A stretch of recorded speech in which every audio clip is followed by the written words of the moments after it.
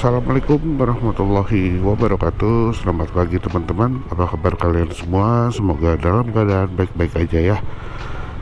Nah, pagi ini seperti biasa saya nganter anak sekolah.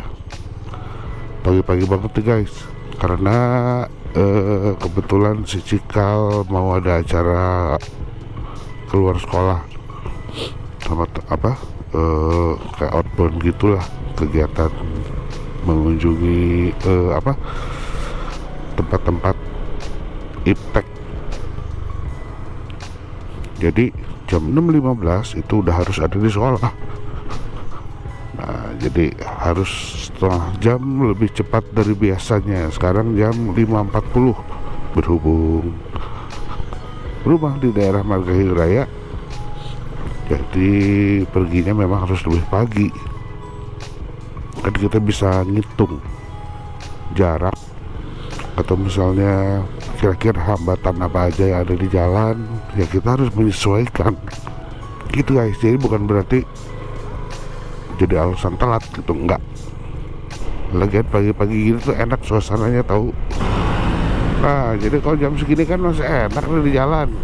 Di jalannya masih kosong, jadi enggak, kita juga enggak keburu-buru di jalan, enggak harus ngebut-ngebut.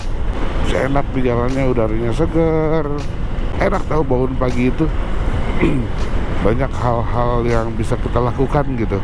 Makanya kadang kalau suka ada yang ngeluh kepagian, wah rumah saya kan jauh gini gitu kan. Itu bukan alasan untuk saya ya. Itu bukan alasan. Jadi kita harus bisa menyesuaikan dengan waktu keberangkatan kita guys.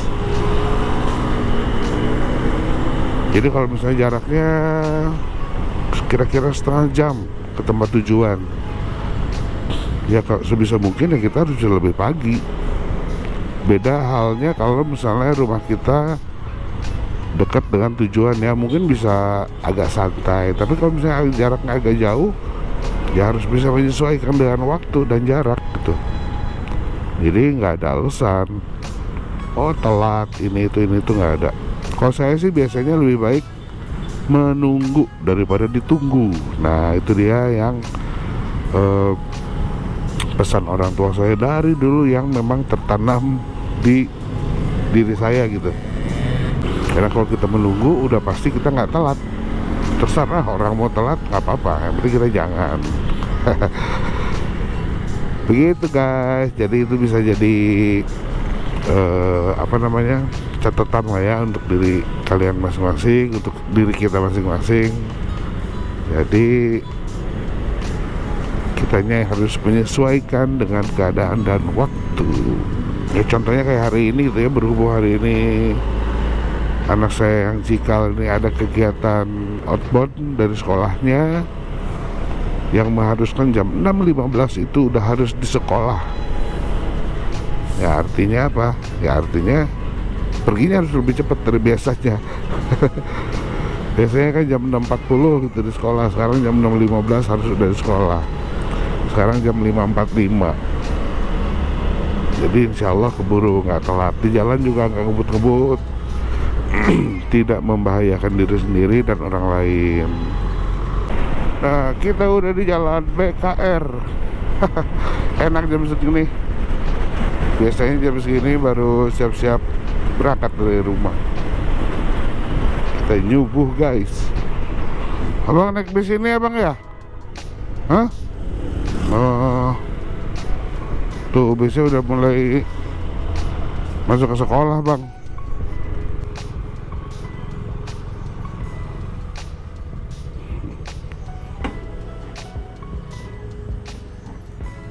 Oke, kita udah nyampe.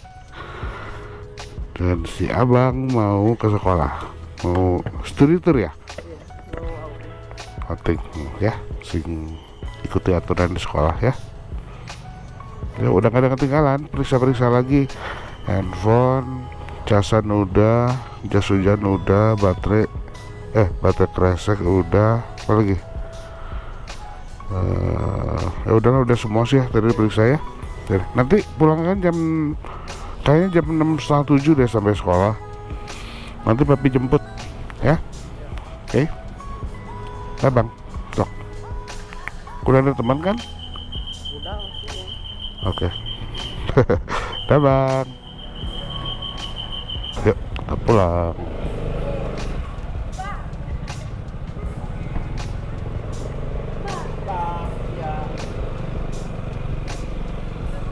Ya, video kali ini daily vlog aja deh. Kegiatan keseharian setiap pagi saya untuk urusan antar anak sekolah. Dan saya senang. Karena apa? Karena pagi-pagi bisa motoran. Itu alasannya. Bisa motor-motoran. Selama naik motor, hayulah. Kayaknya motor tuh udah bagian dari satu kesatuan saya deh kayaknya.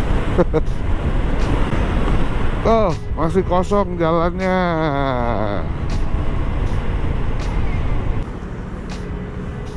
Saya tuh ya kadang kalau pagi-pagi kayak gini ngelihat aktivitas orang yang hampir setiap hari seperti ini gitu ya, kalau lalang pergi pagi pulang malam.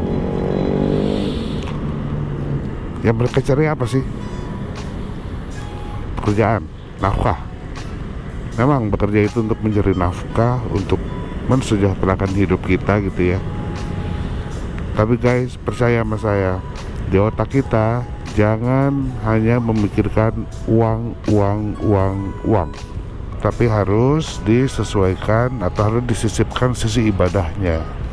Cobain ya seperti itu ya. Kalau saya sih kayak gitu. Memang kita bekerja cari uang, tapi harus ada sisi ibadahnya, dimana ya salah satunya kita harus bersyukur atas rezeki yang kita dapat hari ini. Jangan mengeluh, karena dengan kita bersyukur insya Allah rezeki kita akan ditambah. Saya percaya sekali, karena udah kebuktian gitu ya waktu COVID kemarin. Di saat yang lain wabah COVID itu hampir menghancurkan semua lini bisnis, mau itu bisnis kecil sampai besar sekalipun terancam. Sekelas perusahaan Garuda aja terancam bangkrut kan. Saya pribadi yang saya rasakan gitu ya, semakin saya bersyukur rezeki itu ada aja, dari mana aja yang nggak disangka-sangka. Hitungan matematika bisa salah, tapi hitungan Tuhan nggak akan pernah salah, percaya deh. Ingat deh ya,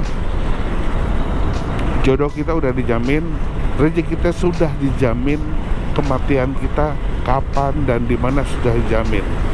Ya, artinya apa? Kita harus bersyukur, dimana ujung-ujungnya itu, top of the line-nya itu adalah kematian kita. Yang belum dijamin apa? Akhirat. Nah, jadi gimana caranya? Yang harus kita lakukan yaitu bersyukur dan terus tetap beribadah.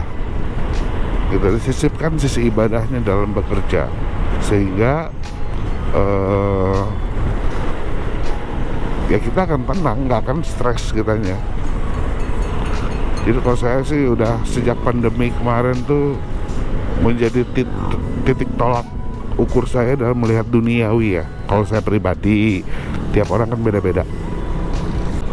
Jadi gak usah hidup di level yang bukan kita deh. Gak usah, kita hidup di level segini ya udah segini aja. Gak usah ngelihat ke atas gitu kan, sehingga kita memaksakan diri yang ujung-ujungnya bikin kita susah sendiri. Dan jangan mempertahankan sesuatu barang ya, yang sebenarnya barang itu menyusahkan kita gitu. Lepasin aja, lepasin dulu semua, sehingga kita hidup di level kita deh, beneran. Coba kalian hidup di level kalian. Yang bikin boros itu bukan rezeki dari Allah, tapi gaya hidup kita yang tidak bisa menyesuaikan. Kalau kita bisa menyesuaikan dengan pendapatan kita, insya Allah cukup kok, cukup. Nggak harus ikutan tren. Apa yang harus bisa dihemat, bisa dihemat. Semalam saya baru ngobrol sama salah satu sahabat saya. Dia bilang boros jangan, tapi pelit juga nggak boleh. Itu kan maknanya luas. Kita nggak boleh boros, tapi kita juga nggak boleh pelit. Pelit di sini dalam artian sedekah, zakat kita, ya. Jadi antara pelit sama hemat itu beda-beda tipis sebenarnya. Kalau pelit, ya apa yang kebutuhan primer nggak kita keluarkan, nggak kita penuhi. Tapi kalau hemat, kita bijak dalam menggunakan dan mengeluarkan uang kita. Yang memang harus dikeluarkan ya udah keluarkan. Contoh misalnya kita beli barang kebutuhan rumah tangga, ya nggak harus beli 2-3 item dulu gitu kan. Ya cukup beli 1 dulu aja. Yang penting kebutuhan kita terpenuhi. Nah itu hemat. Tapi kalau pelit, yang primer aja nggak dibeliin, saking bahasa Sunda nama rek dikekep ta duit gitu kan. Nggak gitu, konsep hidup nggak kayak gitu.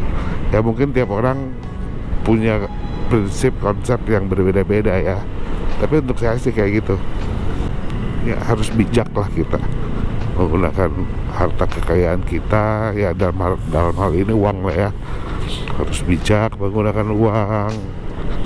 Jangan suka terpengaruh ke bawah-bawah sama orang. Sebenarnya kita nggak perlu barang itu kita beli, gengsi lah apalah, aduh nggak deh. Itu mah udah nyusahin diri sendiri guys kalau kayak gitu. Jangan. Karena memang lagi susah nih sekarang gitu kan. Secara ekonomi hampir semua, ya kitanya harus pintar-pintar berhemat. Insya Allah lah, kalau kalian bisa memanage diri sendiri, memanage keuangan kalian akan tercukupi. Jangan kalah, jangan menyerah dengan keadaan. Manusia itu diciptakan mempunyai akal dan pikiran, itu yang bisa kita pakai. Kita bisa pakai akal dan pikiran kita dengan baik, sehingga kita bisa mencerna dan berpikir mana yang perlu, mana yang tidak perlu. Gitu guys. Terima kasih ya yang udah nonton daily vlog saya hari ini. Ya saya sedikit sharing-sharing lah ya. Sharing-sharing sedikit masalah keuangan, masalah ya hidup lah, realita hidup yang memang hampir semua orang tuh mengalami dan harus mencari solusinya. Jadi ya nggak boleh mengeluh, jangan mengeluh. Ya kita harus hidup di level kita aja, gitu guys. Hormati dan muliakan ibumu, insya Allah ridho ibu, doa ibu itu adalah ridho Allah Subhanahu wa Ta'ala. Saya percaya sekali dan sangat percaya ridho ibu, doa ibu itu betul-betul nyata. Oke guys, untuk video kali ini saya cukupkan aja segini. Terima kasih yang udah menonton video ini. Dan kalau memang apa saran saya, apa yang saya bicarakan barusan bermanfaat, alhamdulillah. Ambil baiknya, buang buruknya. Itu kalau memang benar seperti itu ya lakukan. Tapi kalau bisa menurut kalian salah, tidak baik di mata kalian, ya jangan dilakukan. Bebas ae lah. Oke, untuk teman-teman yang belum subscribe channel ini, silahkan subscribe dulu, komen, like, dan share sebanyak-banyaknya. Dan jangan lupa nyalakan tombol loncengnya ya, sehingga jika saya update video lagi, teman-teman akan mendapatkan notifikasi yang pertama. Dan tentu dengan kalian mensubscribe channel ini, tentu akan menyemangatkan saya lagi berkreasi dalam membuat konten-konten yang bermanfaat ya. Mungkin tidak bermanfaat untuk semuanya, tapi mungkin ada segelintir yang video ini dapat memberikan manfaat. Oke, sampai ketemu di video selanjutnya. Assalamualaikum warahmatullahi wabarakatuh.